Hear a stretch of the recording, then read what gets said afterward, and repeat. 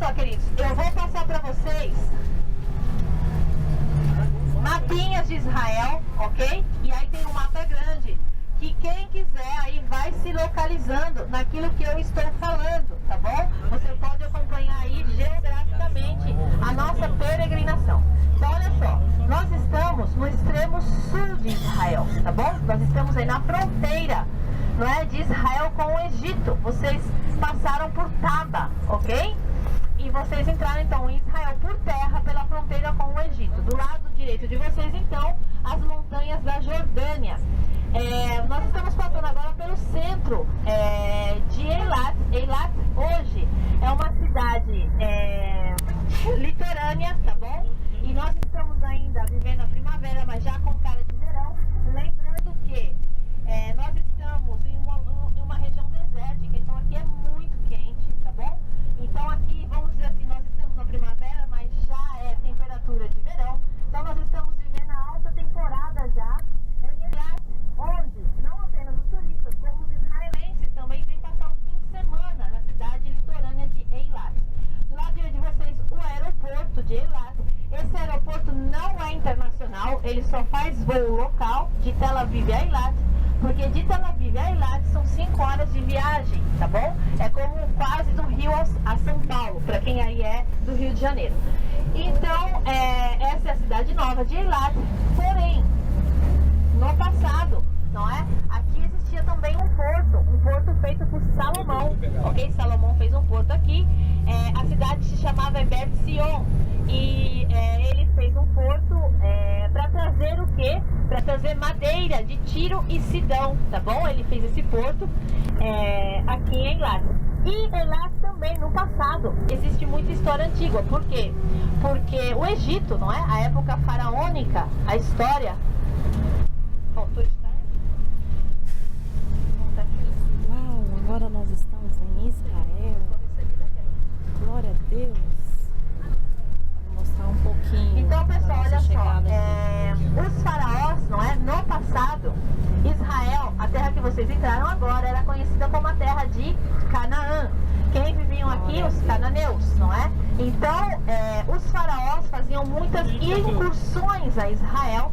Na realidade, o Egito dominou uma parte da história Israel e deixou muitas marcas. Então, é uma parte da história muito importante, a parte então de Eilat. Hoje em dia, ela é uma cidade estratégica por ser fronteira com o Egito. Vocês viram a segurança que é para passar de lá para cá, não é? Então, é uma cidade estratégica e o governo de Israel incentiva a população a vir morar, não é? Em Eilat.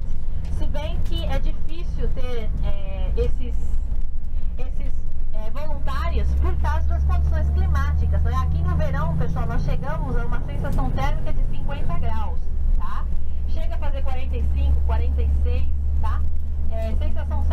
Sensação térmica de 50 graus. Então, e o verão é muito largo, aqui não chove, pessoal. Vocês vão entender na Bíblia.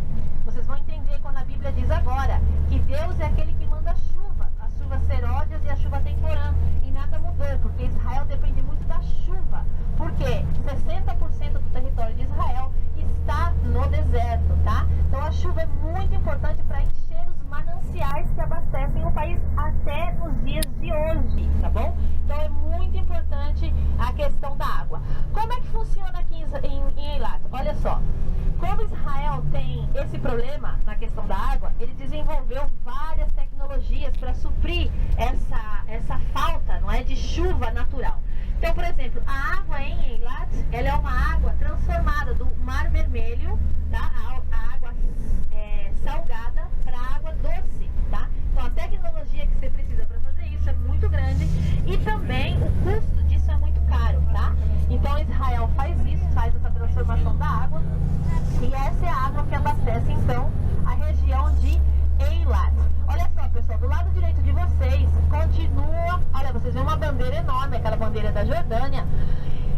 A Jordânia vai nos acompanhar, pessoal, até o Mar da Galileia, tá bom? É a maior fronteira que Israel tem hoje, é com a Jordânia, tá? Então, todo esse lado aí, olha só, desse lado direito de vocês, são as montanhas da Jordânia.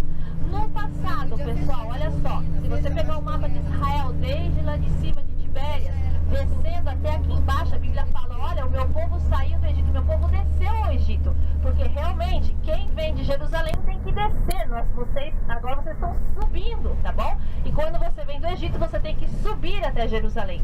Efetivamente é dessa forma, literalmente é dessa forma. Então olha só, aquelas montanhas, elas fazem parte de uma cadeia de montanhas, que no passado haviam 3 povos que habitavam elas, ok?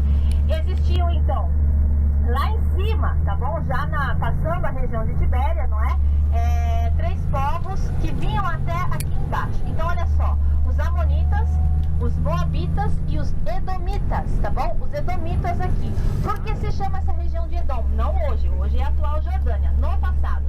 Edom, pessoal, vem de uma palavra...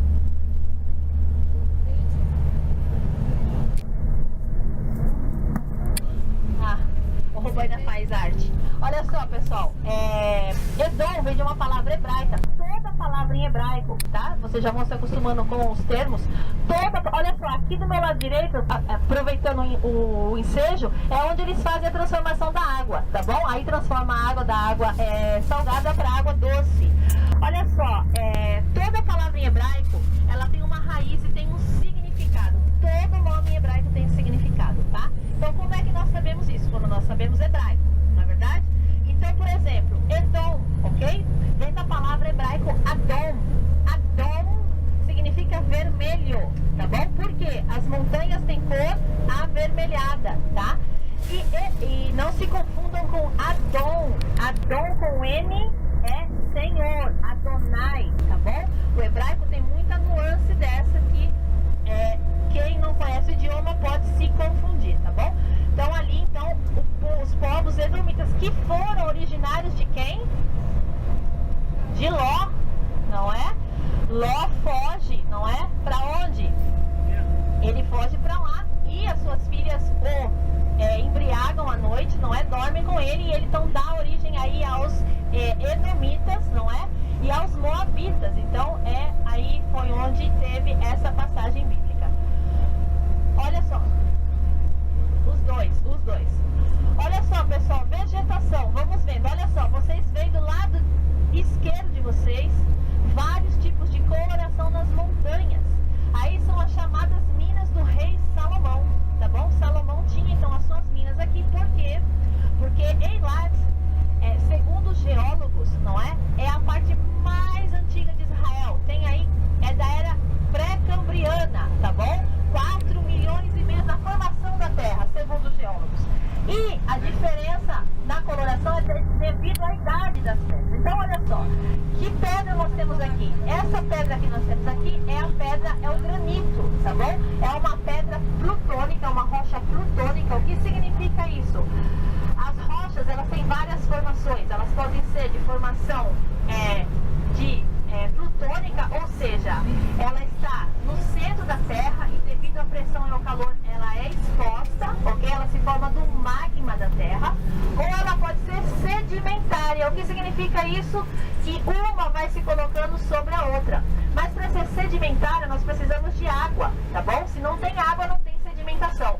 Tipo de pedra sedimentária, a pedra calcária, que se faz o giz, tá bom?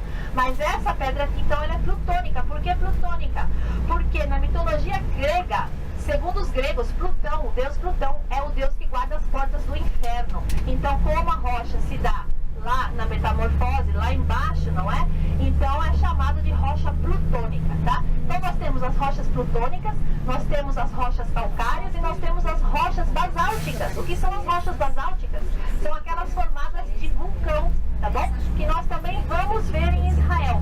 Por que eu estou explicando tudo isso para vocês? Porque são coisas que nós vamos ver na morfologia, no relevo de Israel.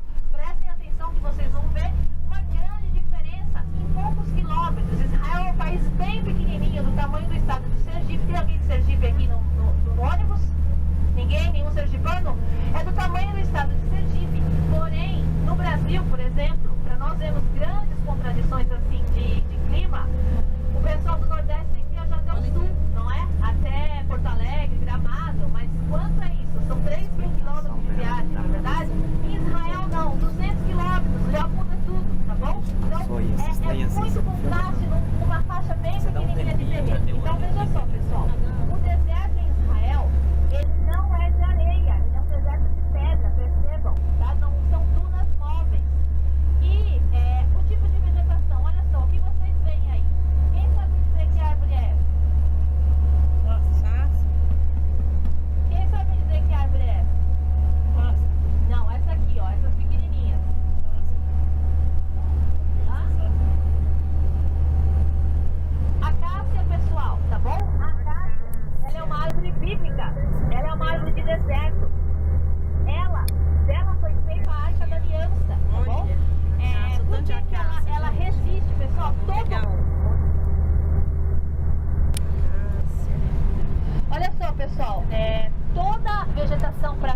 deserto, ela precisa ter uma grande resistência. E o ser humano também não é diferente, não é? Por causa das condições climáticas. Então, a raiz da acácia, ela é bem profunda. E ela está intimamente ligada com a fauna de Israel. Por quê? Porque a acácia, ela é reproduzida através dos viadinhos, tá bom? Pessoal, tem muito viado em Israel, tá bom? Pessoal, no bom sentido, tá? Tem muito viado em Israel. E o que que eles fazem? Eles sobem a árvore da acácia, comem a frutinha dela, no estômago dele, isso daí, ela brota, tá bom? E quando ele então faz as suas necessidades, a acácia sai uma nova mudinha da acácia.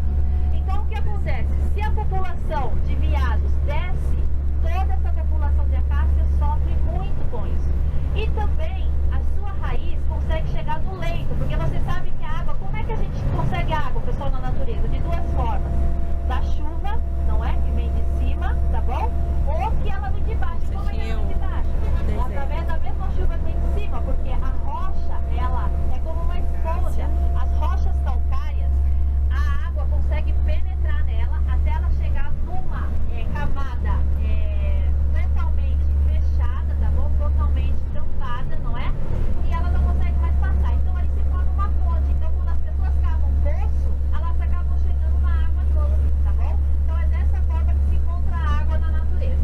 Então a acácia consegue, através da sua raiz, chegar até esse manancial e ela consegue então sobreviver. Porque aqui, pessoal, chove 16 milímetros de água por ano. Ou seja, basicamente nada, tá bom? E como é que elas vivem então? Eles vivem, a outra forma que a natureza encontra é o orvalho. Sim, a Bíblia fala muito de orvalho, porque o orvalho é espesso. Vocês não veem no carro à noite, de manhã, quando não vê o carro todo molhado? Então o orvalho, ele alimenta também essa vegetação, tá bom? E tem aqui então, não só aqui em Eilat, mas até nós sairmos então da região do deserto onde nós estamos passando agora, tá? Olha só, daqui a pouquinho do lado esquerdo de vocês vão ver um local chamado Timna, tá bom? Timna é um local onde existem minas de bronze, onde se descobriu pela primeira vez o bronze em Israel. Está na sua Bíblia, Deuteronômio 8, 9, fala dessas minas, tá bom? Então os egípcios vinham até aqui e extraíam esse cobre, pessoal, isso há 7.000 anos atrás. 7.000 anos atrás. Eles extraíam esse cobre. Os egípcios, não existe cobre no Egito, tá bom? Até hoje essa matéria-prima não existe no Egito, como em Israel não existe o mármore, tá bom? Todo o mármore que nós vamos ver em Israel, ele foi importado basicamente da Itália. Então, eles tinham condições financeiras para extração, porém eles não tinham a tecnologia. E aí, então, eles chamavam os moabitas para poder trabalhar o cobre, tá bom? E assim então foi feito, e essa mina existe até hoje, é um parque geológico muito bonito chamado Timna. Então nós vamos passar